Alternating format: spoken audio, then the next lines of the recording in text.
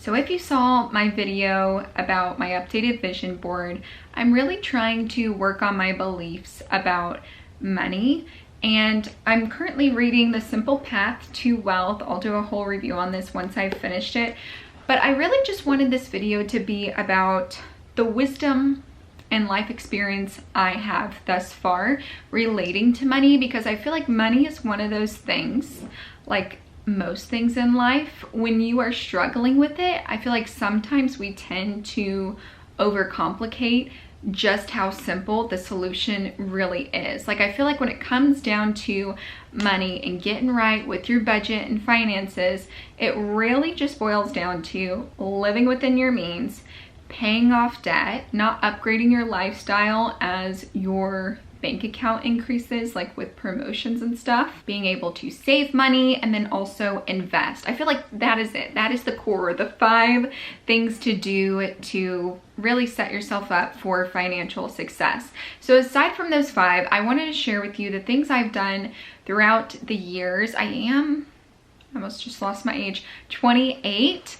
But in your 20s, you know, we all have our experiences of being really poor at times and then having to become the adult in our life and make the better choice for us. So I just wanted to share with y'all some tips that worked for me and can work for you. I am by no means rich, well off, any of those things, but I feel like I've done a really good job of knowing what's in my bank account, what to do with it, some regrets and what I've learned, all of that thing. So I just wanted to share them with you.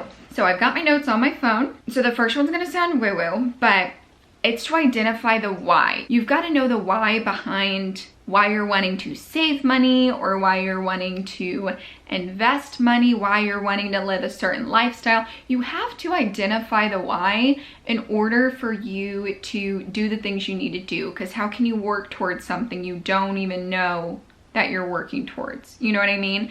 Like, this I feel like is really prevalent when it comes to how much money you want to make in your career. Okay, I want to make $5,000 a month. Why? What are you going to do with that money? So identify the why first. Moving on from that, woo-woo is gone. The next thing I recommend you doing, I actually did this in college. This was a lesson that our professor had us do as an assignment, where he had us print out our bank statements and we had to go through and highlight them by category and whatever. And when I tell you the most uncomfortable, like my stomach dropped kind of feeling when he told us we were gonna have to do this, I was so uncomfortable. So uncomfortable, because my budgeting method up until this point in college was look in my bank account, see if I have enough money to do whatever it is, and then go and do that thing. Like, that was it. There was no pre-planning of how I was going to spend money. It was just, do I have the money? Yes, spend it. Do I have the money? No. Okay, no, I won't. Which isn't the worst method. You know, I'm not in debt for it, but I should make a whole separate video on the things that I messed up in the lessons I learned. I think I'll do that. But for this video, I recommend you printing out your bank statement. There's something different about when you're seeing it in front of you and you're able to touch it. Like, I'm a very tactile type of person, and also having to go through their highlight, underline, whatever you got available to you to really know where you're spending your money. I know you can do it all digitally, and if you're a digital girly, then go you. But I do think there's something to be said about getting comfortable with looking at your monthly bank statement and actually getting in there and putting in some time to review it. That's also a good tip for just catching any kind of scam or fraud alerts. You're not always going to be alerted by that. So just being aware of any kind of like sketchy purchases that were made. That's how I've caught them before in the past. After you have printed out the bank statement, categorize the purchases like food, entertainment, bills, miscellaneous, you know, break it down. I'm sure you can Google it if you need help, but is to identify if you are spending more money than when you have coming in. So making sure that, again, we're living within our means. We're not spending more than we make. And if you're not, then go you. You're already doing better than some people that are just living in debt, okay? Because that's what we don't want. So pat yourself on the back if you made that milestone. The next thing I recommend is cut down where you can. I don't want it to seem like you need to live very lean. on your finances, unless of course you need to like pay off debt or something of that nature, because finances are supposed to be freeing. They're supposed to be freedom for you to do things in your life. So I don't always want it to seem like, oh, you're having to cut stuff out. But like, let's be honest, we could all probably go through our bank account and there are things we could cut. Maybe it's subscription services, maybe it's just excessive eating out or going out to the bars, or maybe it's shopping. Like, we've all got our vice, so to speak. And I think there's probably very few people living very, very lean. And I know times are tough right now in regards to inflation. Groceries are high, gas is high, everything is high. But even then, there's certain things you could cut out, right? Like, what exactly are you buying at the grocery store? Are you buying sodas? Are you buying chips? Like, it's not just healthy food that's gone up, y'all. It's everything, okay? So just look and see where you can cut out and be really honest with yourself. And if you need like a reality check, go to a Reddit thread of frugal living, I think. I'm definitely a Reddit user. You can get a reality check on just how differently other people live. Like, what you might deem a necessity, absolute must, other people are like, no, that's so frivolous. So maybe get a friend involved to do this with as well. My next tip is to DIY what you can. If you find that you are spending a lot of money eating out, look, I'm a foodie too, but learn how to make it at home, right? I'm not saying to cut it out altogether, but like, let's just cut out a little bit of it, okay?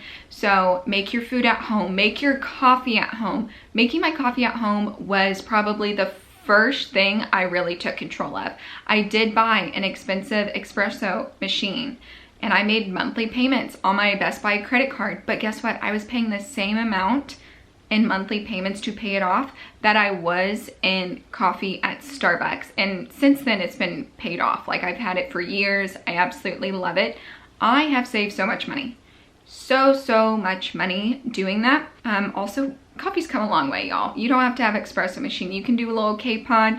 I know Dollar General makes a K-Pod dupe as well, K-Pod coffee machine dupe.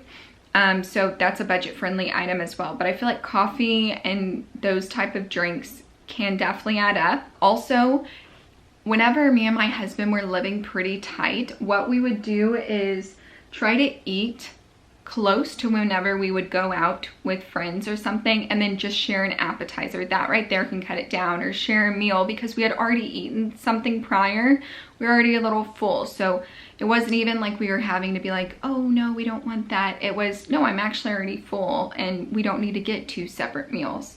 Same with alcohol. If you can maybe have more date nights at home or outings with friends, just rotating game night at people's houses and drinking from home, if that's something that's important to you or that you like to do, versus going out to the bars, that will save you so much money. So the next few tips are people that are shoppers. When I didn't have bills, I was just living with my parents when I was in high school. I did have a job, but all of my money, for the most part, went to clothes. Like, I would drop $100 in Target every single weekend kind of thing. It was bad, but at the same time, I didn't have anything else to pay for, so that's what I chose.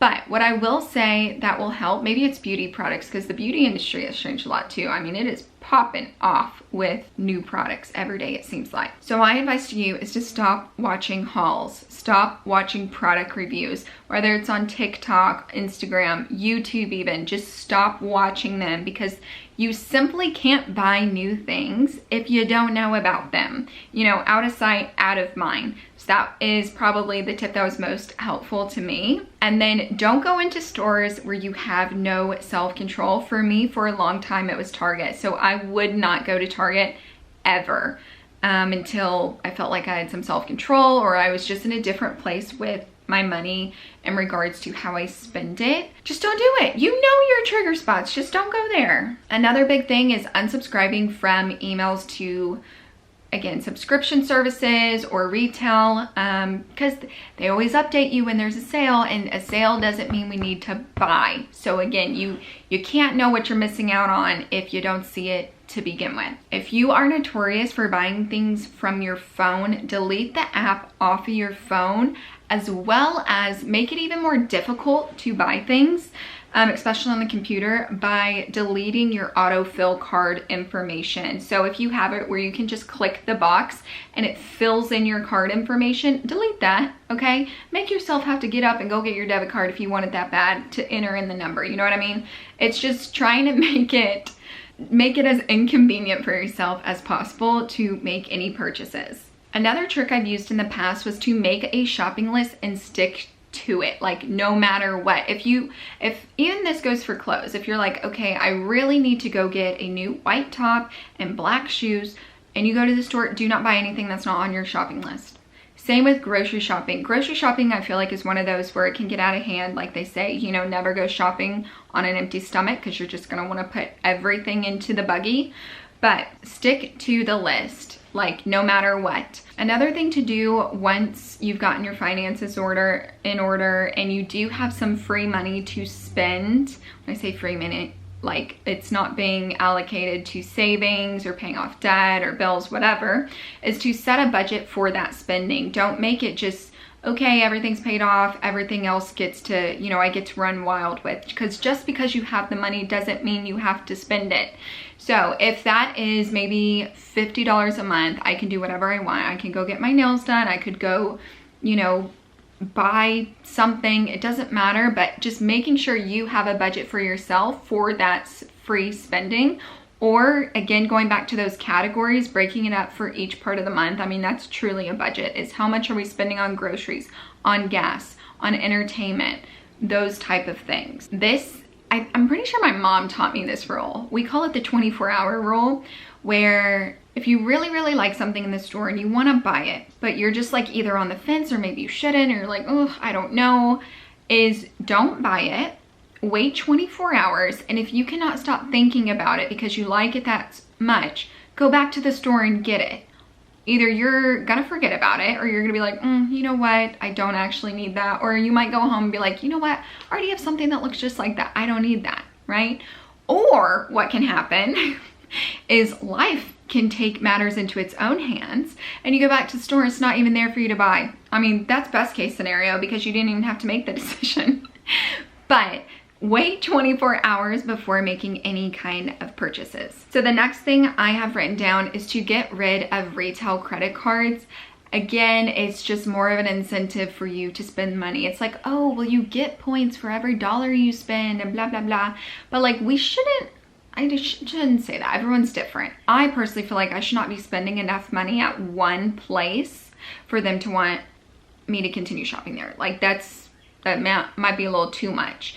Also, you know, the Dave Ramsey method is to not have credit cards in general, which is a whole different topic. But I will say, just don't sign up for them. Don't get them. You only need a few credit cards to help with your credit, but you don't need to have 5 to your name. Like, I think that's excessive. My next tip is where you don't have to spend any money at all to get the things you want. And I'm not talking about stealing, but I'm talking about asking for it for like your birthday or Christmas, something like that. Just ask for it then and wait for it. Then you get what you want and you didn't even have to spend your own money.